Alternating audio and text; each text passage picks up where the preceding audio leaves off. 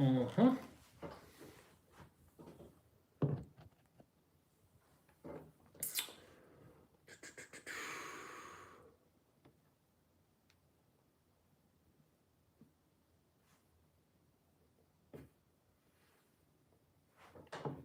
Hey everybody, how's it going? This is Jack Devine.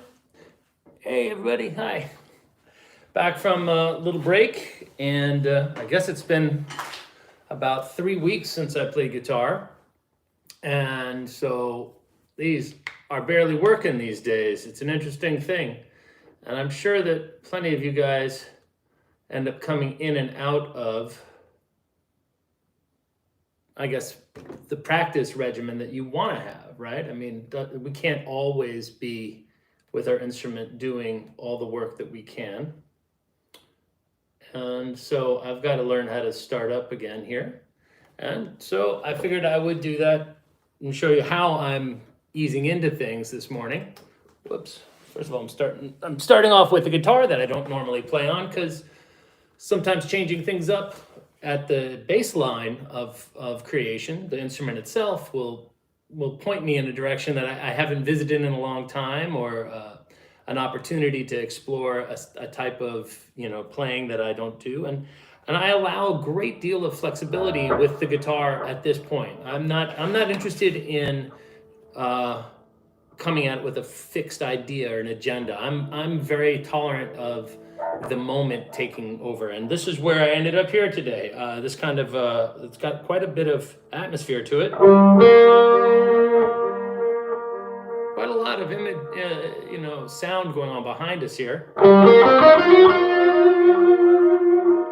I'm using a Gretsch, which has this interesting, they call it the mud switch. It's more of like a honk. Like, here's what the sound, this is the bridge pickup, sounds nice and bright and clear. Right? But as you put it here, it introduces some filters or something in the guitar that make it kind of roll off the high end. And here a little less. So what this ends up doing is it ends up kind of limiting the frequency response where the guitar can exist. So it notches out a little, kind of like a safe haven for the instrument, and accentuates the mid-range in here. And it's an interesting thing to solo with.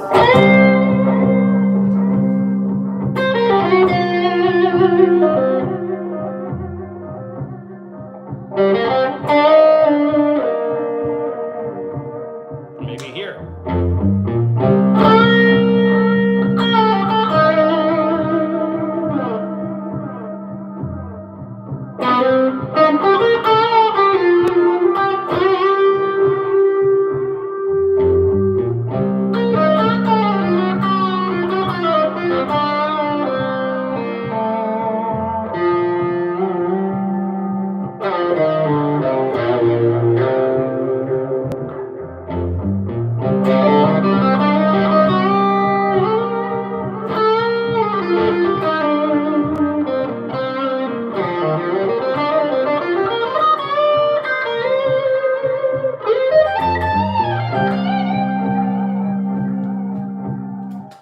Okay, wow, it's quite a lot of delay.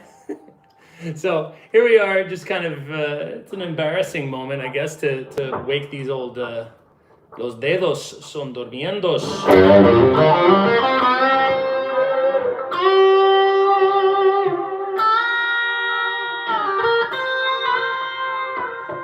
All my instruments went out of tune while I was gone. I mean, 3 weeks is a long time. For somebody like me, I'm playing and teaching most of the day. And so it's interesting, like my fingers are all soft and chewed up, and it's going to take some time to get things back to where I want them to be.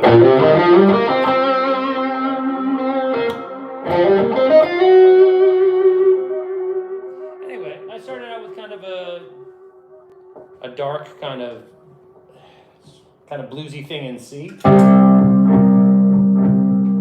Just like a dominant flat 7 groove, right? And so you can do anything you want over that. You could just play a bluesy sound,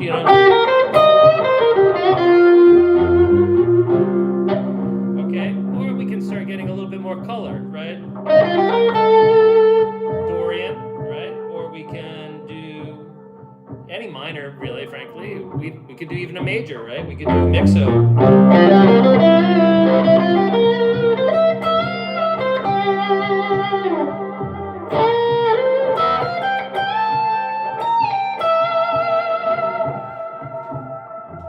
Right, so that's what's nice about setting up a loop that just has maybe just a few limitations to it. So my suggestion is if you've taken a break over the summer, come back and set up something like this, very open-ended. Right now I'm effectively, I've got just like a drone of a C note with a flat 7 above it, right? You can just basically hear, there's not much more going on, it's just in different octaves and utilizing some rhythm to vary the vibe.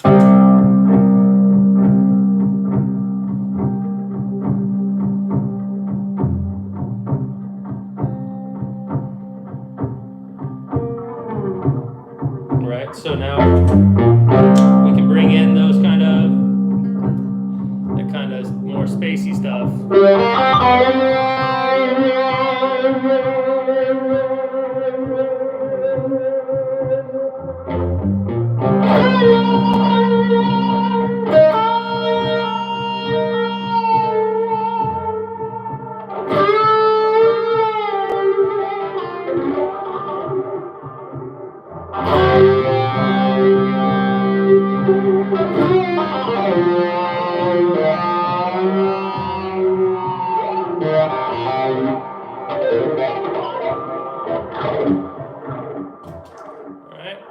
So this is what I'm going to do to kickstart my own creativity, I guess, this morning, is that in addition to some, obviously, like the typical things that I'll have to do, every time I come back from one of these moments, the right hand is pretty much, it's not dog shit, but it's not quite where it's supposed to be. So getting the right hand alternate picking chops back, it's going to toss me back onto into that awful cycle of having to get my alternate picking back. So I'm back over here working on this exercise that Paul Gilbert has made so popular here. So there's going to be a lot of that, and that's a downward, and I call that an outside Gilbert and an inside Gilbert. All right, so you're practicing outside string changes and inside string changes, and anybody that doesn't know what that's all about, there's lots of online tutelage about that, but basically the idea is if these are the B and E strings, we're approaching from the outside of the string or the inside of the string. That's all that means. So an outside would be starting on the top of the B string, or with an upstroke, right? I mean a downstroke, and then an upstroke on the high E. So of these 6 notes, 1, 2, 3, 4, 5, 6. Right, 1 starts on a downstroke, and that's our upstroke. Out, out, out, out. Da ba da ba ba da ba ba da ba ba da. 1, 2, 3, 1, 2, 3, 1, 2, 3, 1, 2, 3, 1, 2, 3, 1, 2, 3, 1, 2, 3. Okay, and then we flip it. In. All right, inside on an upstroke, down on an upstroke, down on the high E. So it's.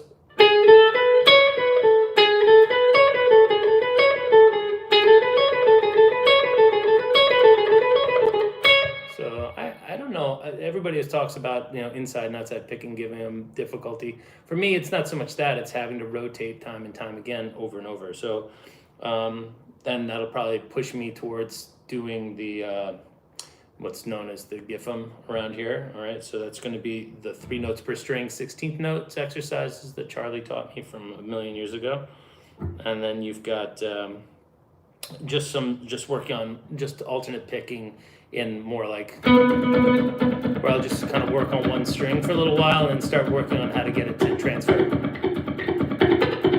that kind of stuff. Okay, and maybe in a week or two the right hand will come back online, but it usually, I know what I've got to do to buff it up, but it doesn't make it any more pleasant, I gotta say. And along the way, maybe I'll learn a new song or two. Today I was working on, believe it or not, an old Smiths song that I like. That probably had something to do with grabbing a guitar with this kind of nice chimey sound. So I was working on How Soon Is Now with that nice bridge in there that.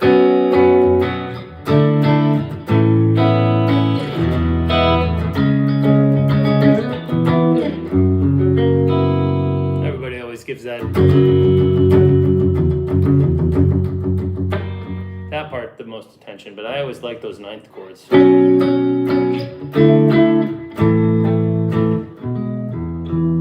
That little section, super nice writing from Johnny Marr. I don't know, I'm a little out to lunch. I've been in Europe for the last couple of weeks, and the time change made me get up at 2 o'clock in the morning, so it's 10 o'clock now. I've already been up for 6.5 hours. It's kind of wild, but I'm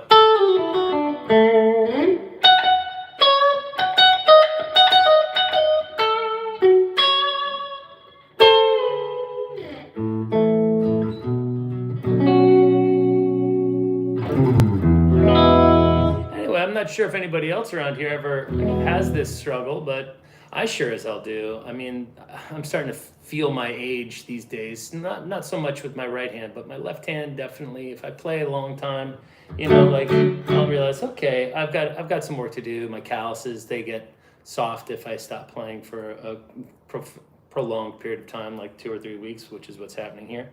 So the other thing I might do is work on just a straight chromatic scale. And I've got a little exercise that I like to do. I usually do it out of C sharp because it's just easier to keep track of where you are, because there's these dots. So these 4 fingers line up with these 4 frets, and these 2 dots kind of keep me corralled. And I look down when I play, when I'm doing exercises usually. And so what I'm doing is going 1, 2, 3, 4, 1, 2, 3, 4, 1, 2, 3, 4, constantly moving back 1 fret as I change strings. Until I get to the G string. The B string shift is directly below it. If you do this, you're now going to have a unison, so don't do that. And then back to the shifting back. So you get from the C sharp to A. All right, that's your index finger's path. So C sharp, F, A, B, F, A. And so on the way up, we would go and shift up with our pinky. Shift, shift, shift. Back, back, back, back. Stay, back, shift, shift, stay, shift, shift, shift. Back, back.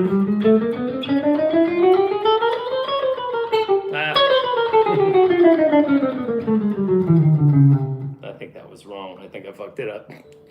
So anyway, I'm a bit of a mess, like I said, but yep. There we go. And one of the things I'm noticing more and more as I film myself, I'm noticing I have this flying pinky business. So you'll see my pinky like, wah, kind of flying away. There's got to be some wasted energy in there. I've read enough. See how that's doing that? It creeps up like that. I don't know what's up with the pinky takes the Viagra every morning. As hard as I try to keep it down.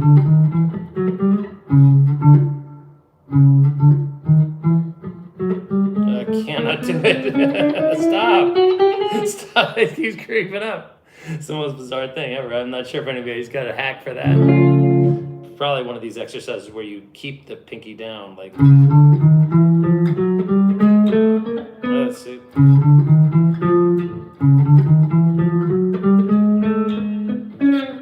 I don't know how to get that going on.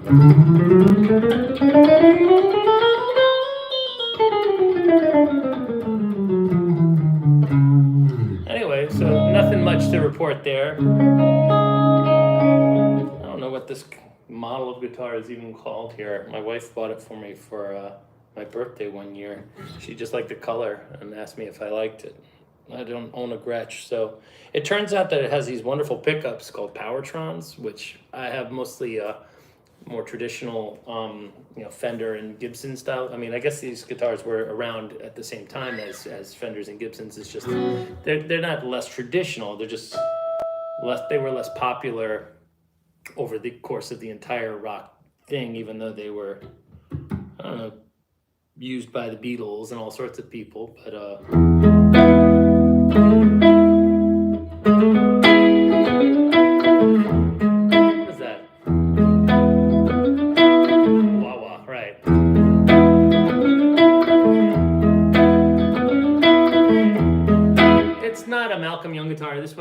champagne pink sparkle, which should be some indication that a girl thought it was nice. Although I happen to love colors like this anyway, so my color wheel is not completely dissimilar to that of my wife. But yeah, I think this is similar to the Malcolm Young guitar.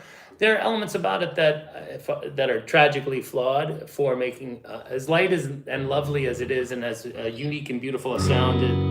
It came with kind of low frets, so I did spend some money and have it refretted, which is always a bummer when you get something that's kind of a high-end product that still needs some work to make it right for you, because you're a fussy little bitch. But that's me. I am definitely kind of Goldilocks when it comes to fret height. Fret height is a real big thing for me, and width. I also don't like too much height relative to the width of the fret, which like 6105s and I aren't really good friends. Those kind of feel kind of like bar frets almost. There's too much height before it curves. Harry Connor is laughing at me. I'm not quite sure if in a way, because I refer to myself as a fussy little bitch, but that's probably why.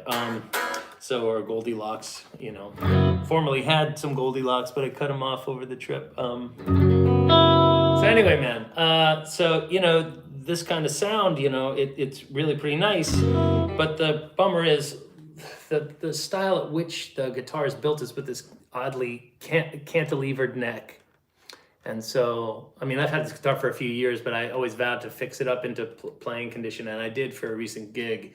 I got the fretwork done, and it really sang. It was a beautiful instrument. But you'll see here that the body to neck joint is literally, it wants you to, the highest you can play before you hit the wood here is in the key of D.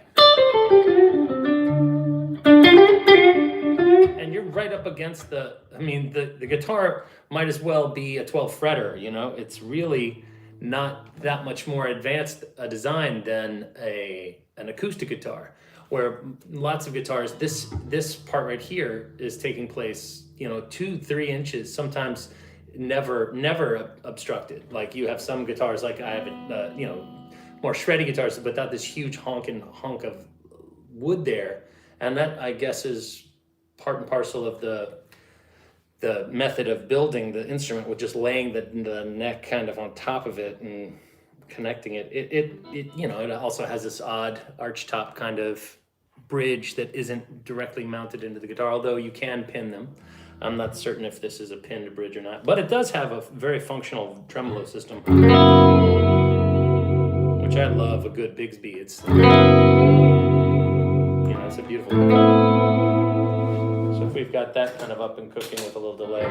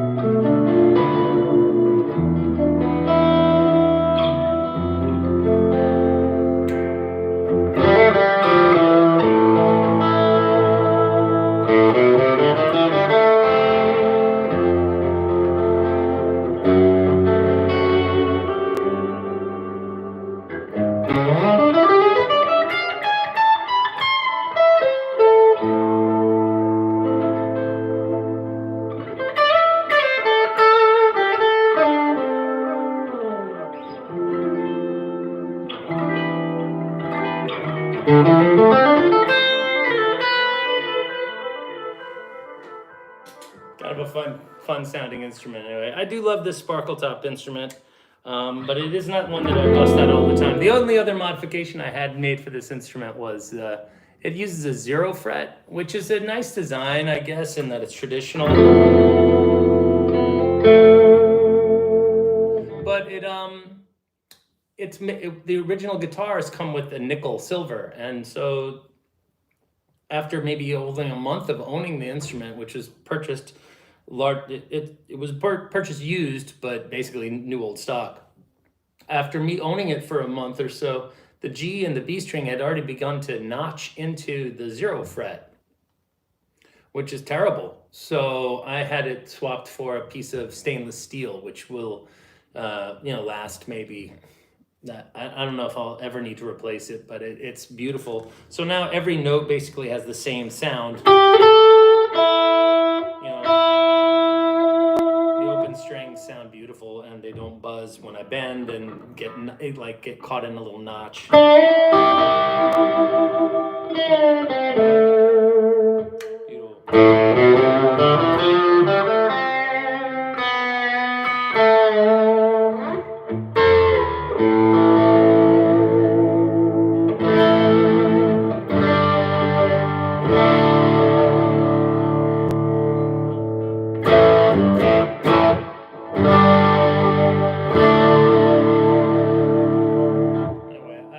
Loved AC/DC, and it was only maybe in the last, I don't know, 15 years or so that I started to kind of take that band apart a little bit and figure out how magical the connection between the two guitars and how they did connect in that weird way where Malcolm's sound was so clean and bright and chimey, and even though everybody always thinks of Angus Young as being this heavy metal guitar player, he's really not that overdriven. His sound and Malcolm's together yield this beautiful kind of left-right kind of, they can either do this together or this together.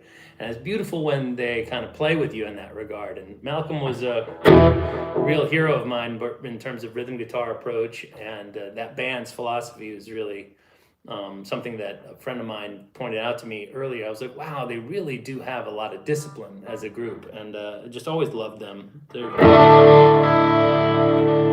Even though I guess coming out of North Jersey, I guess I couldn't help but be exposed to that band. There was a lot of heavy metal growing up for me when I was growing up.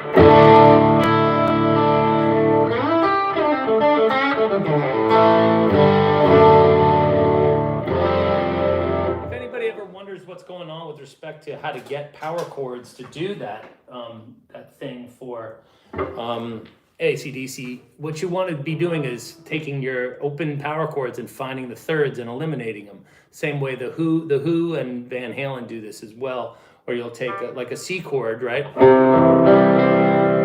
And just make sure you dead the high E and the D string at the 2nd fret, getting any E in the chord. So now you have a 1, 5, 1, or a G chord, 1, 5, 1, 5, no open B. That's too folky, you don't want that sound at all, okay? So just make sure you're deadening 1, 5, 1 again, or even 5, 1, 5, right? As your D chord with power 5s, basically. E is a little harder, you gotta kind of mute it here. But take that index finger and lift it up a little bit.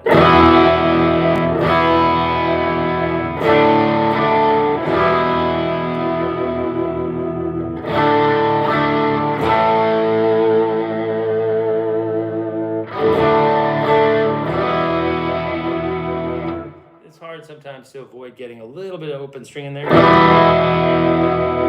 of managing that G string, even though nobody can tell what's going on necessarily, right? F again, you got to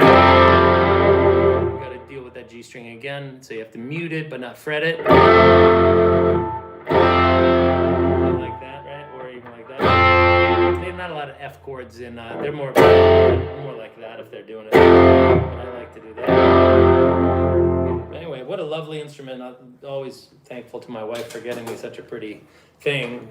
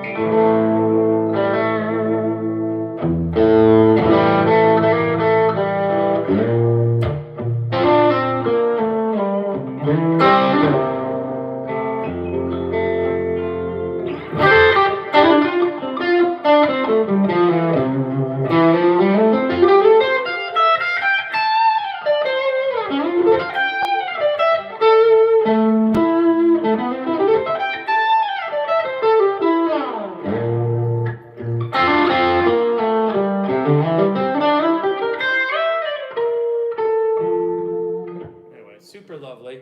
Anyway, just wanted to say hi real fast, I guess, and just share the things that I'll be going through over the next week or two. Lessons are picking up again over here. I knew I'd be jet lagged. I've done this trip. I guess my family and I go away to the north coast of Spain. I'm of Basque and Irish heritage, so and both my whole family speaks Spanish. So we travel to the north coast of Spain.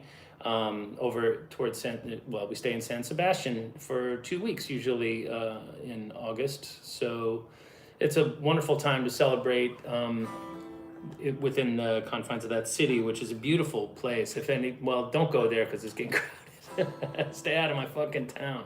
But it is a super fun place to go.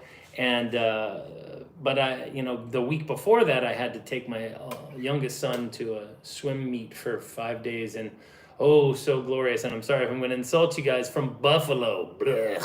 Didn't enjoy my time in Buffalo, but it did act as a beautiful yin to the yang of where I was headed. It was a wonderful reversal. That said, I had to drive 8 hours back from Buffalo and get on a plane the following day. So a bit disappointed there. So now I'm back in the saddle again. Most of my students are doing some sort of summer vacation or anything like that. Everything always falls apart here, and I'm kind of falling apart at the seams as well over the summer here.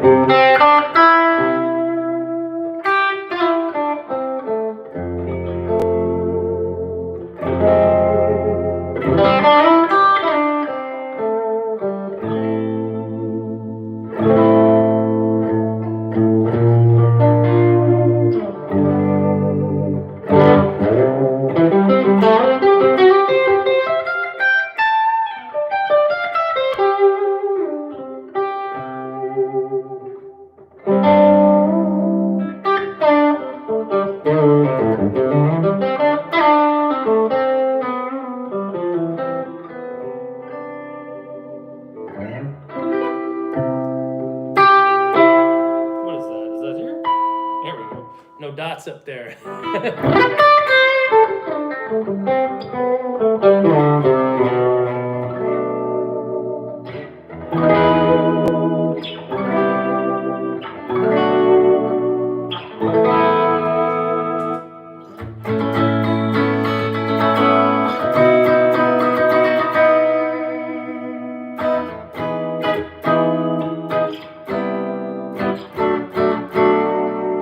That's a lovely tune. I don't know if anybody out there knows that I'm a closeted Smiths freak. Sounds like my guitar got a little wonky there. Anyway. I was happy in the haze of a drunken heart. That's it.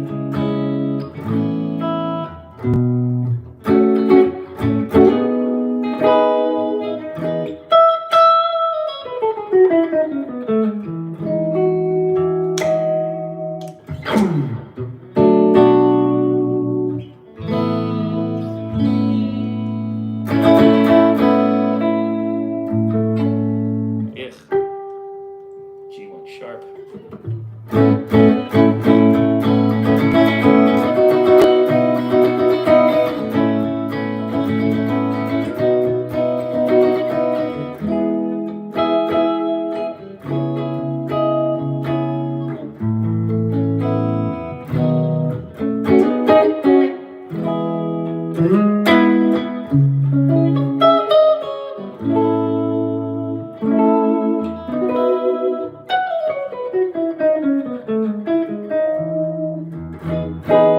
Anyway, I've got a gig coming up, I guess middle of next week here in town, which will be kind of fun. If I can get my homeboys to come down here and do a rehearsal, maybe we can do something fun. Some mix of tunes that we haven't done before, or maybe break out some new stuff from a long time ago.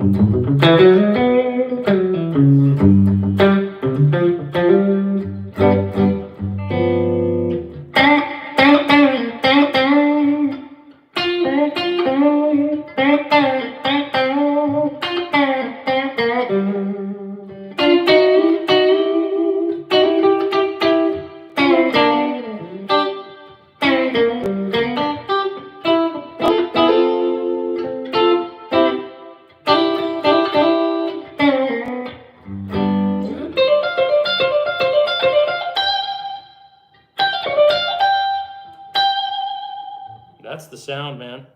That bridge pickup with the vibrato there.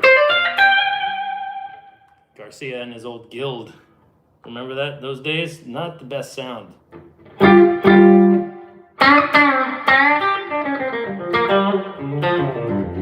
Hey, Harry Connor's on board. Thank you, dude. I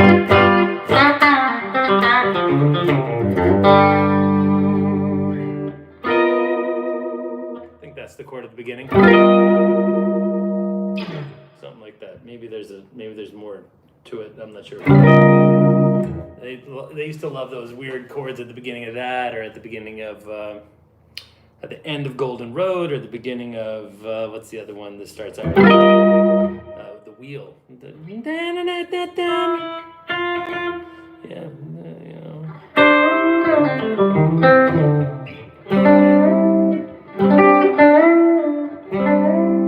Yes. Let's see what we got.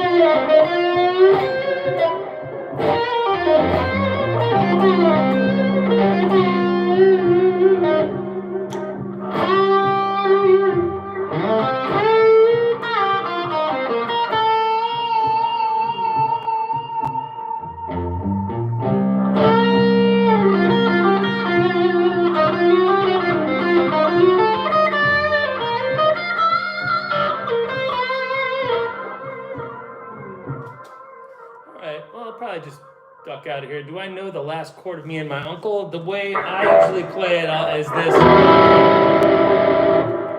minor 6 kind of sound. So I left that ass there by the side of the road. I usually play an E6 there. Scott's exploding guitar. I'm not sure what that is, but awesome. You've missed. Oh, you've been missed. Sorry. Hope my vacation was good. Yeah, it was. Reed, thank you very much for chiming in. I was just about to duck out of here, but the last chord, C-H-O-R-D, English major, coming at you there, Harry. Sorry, buddy. The last chord, not so sure what they used, but depending on the version that you're listening to, I don't know, it's some kind of E minor. Depending on how cheeky I am, I will sometimes go with this. Give him the old James Bond chord. Sorry, I'm just fucking with you, Harry. Anyway, the other one is, but usually it's this. It's so E with the C sharp there up top with the pinky. That's what I'm most inclined to do.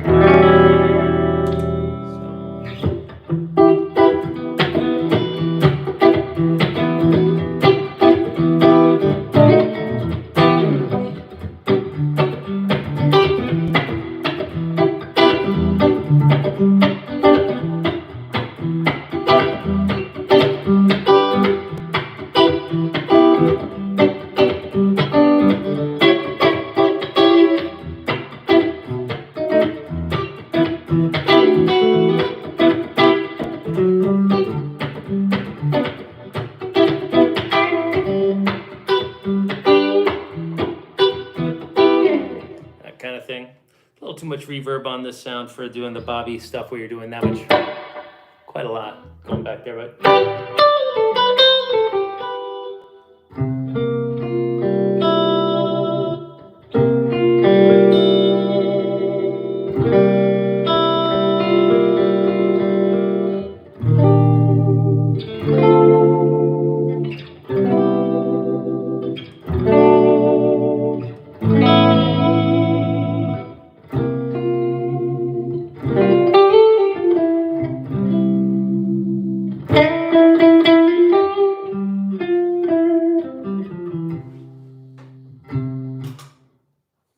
What do we got here?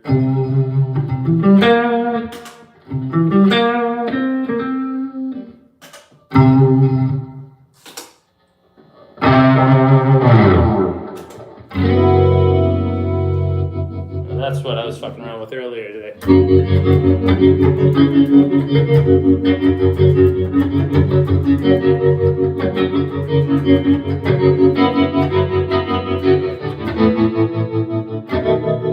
Not quite the same though.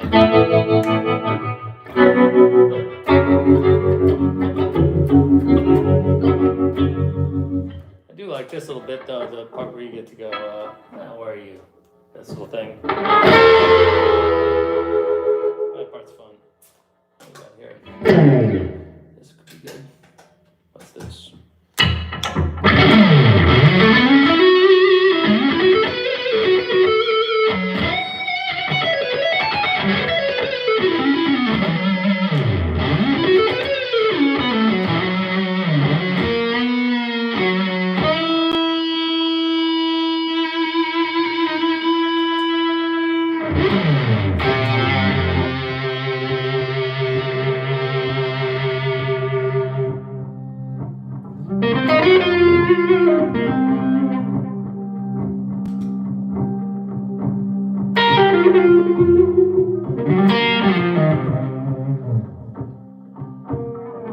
Oh yeah, take care of yourself, Harry. Good to see you, man.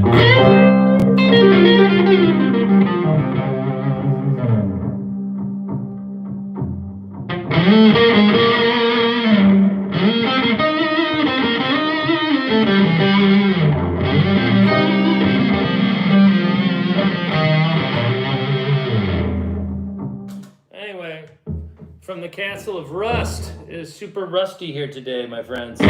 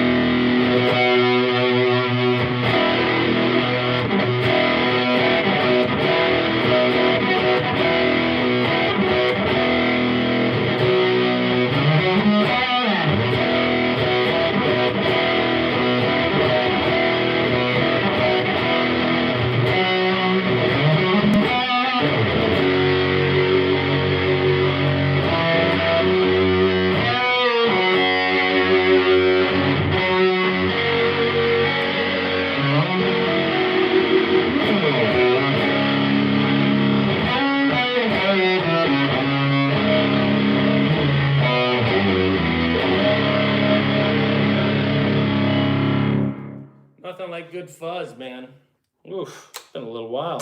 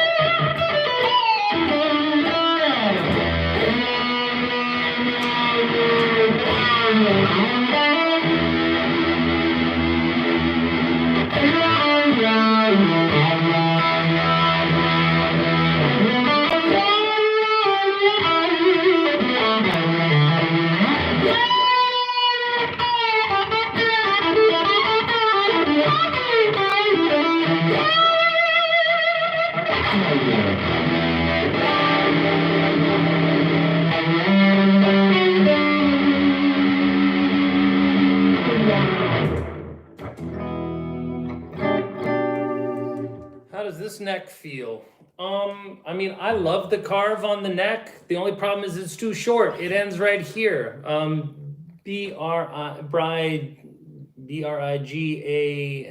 gel, Brijam gel. I'm not sure how he likes that pronounced. Yeah, you can see here, I covered this a little earlier. Love the guitar. It sounds great. It has some superfluous features, like the kill switch here makes no sense. It's on, off, and on. Why not just have it? And then there's a master volume, but no master tone. And then there's a volume for each pickup. Then you have the pickup selector and then the mud switch. So like this all makes sense. This should be, I would have preferred, like, this is stupid. It would have been better just 4 knobs, go Gibson style. All right, master volume switch, stupid. So if these could have been configured these 4 slots, 1, 2, 3, 4, could have been put into a typical 4-knob rig with the pickup selector here like a Les Paul, and then with the added option of being able to go roll off all the treble and boost mids, and then just a slight amount of rolling off treble, and then full on good and cool. That would have been my, if I was in charge of that, that's what I would do with this instrument. That, and I would make for better upper neck access. You can see here it ends at roughly the 13th fret. The heel of this thing comes way the hell out. You really like my soloing style. I appreciate that. I don't know what it is these days. It's kind of this, it depends largely on, Scott mentioned that he likes the way I solo, which I thank you very much appreciated. Sorry, Bri is laughing at how I struggled with his handle. My apologies, bro. So, the idea is, I don't know what I'm doing or yet with the guitar, depending on what's going on.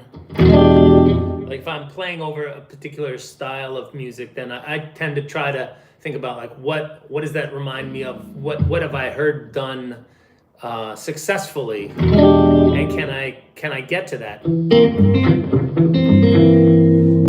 But the truth is that my heroes would never actually approach playing like that.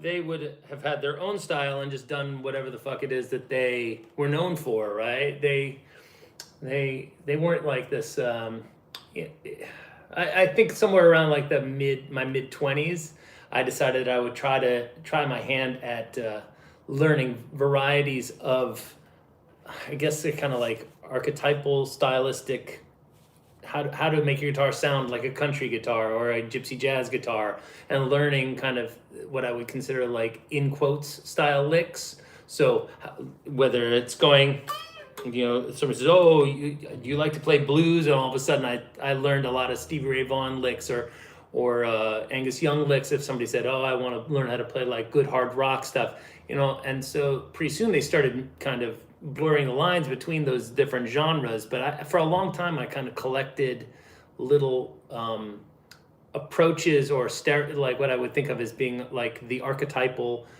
Stevie Ray Vaughan lick or the archetypal Eric Johnson style lick or something like that. And the good news is over time, it's kind of the waters have muddied, and I ended up with kind of these ideas in my head, but by the time it makes it from here to here, it gets all jumbled up.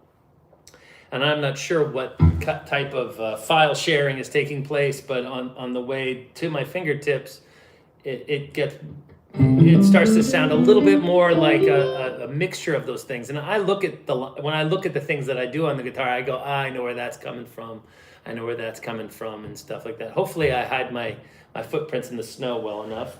Let's see what we got here. Let's see if I have anything else.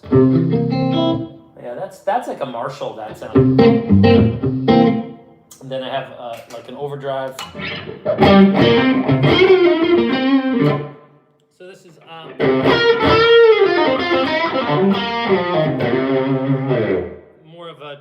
traditional, like early plexi kind of sound.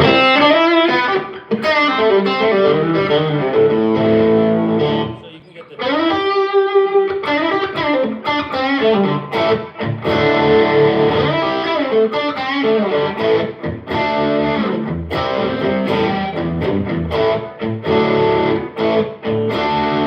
not sure. I think it's probably going.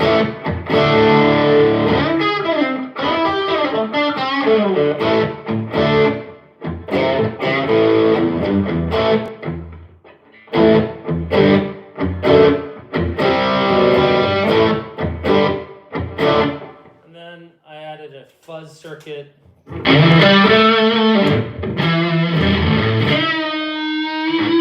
To get that kind of.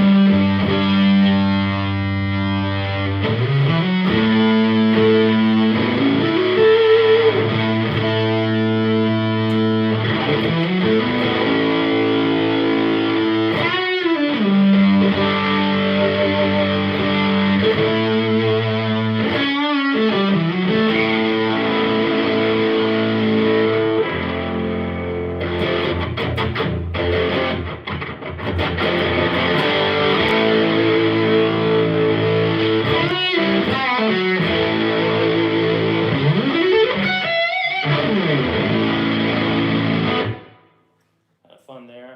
Did a little univibe.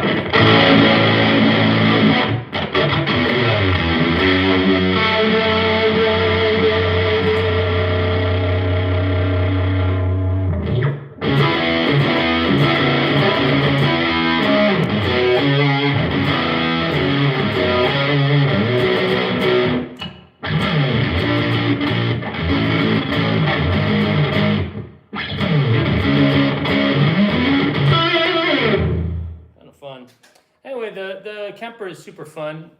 I appreciate the comment though, Scott. I'm not sure what the hell's going on these days. It's going to be an interesting gig on the 27th here in town.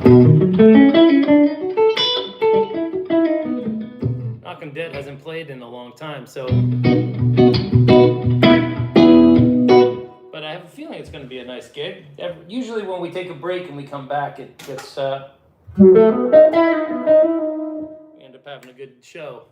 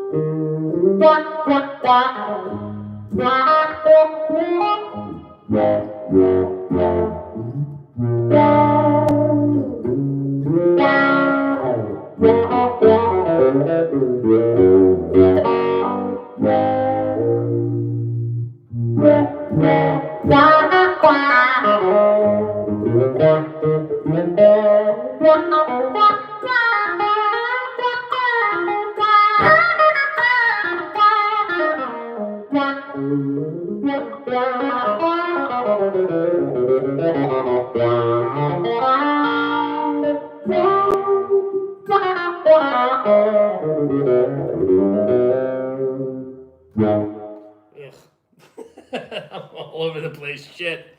All right, well, before I embarrass myself any further, I just wanted to say, hey, everybody, I'm home and looking forward to reconnecting with folks and, sharing the joy/struggle of playing the guitar in this modern day. And let's get out of here. All right, take care, everybody.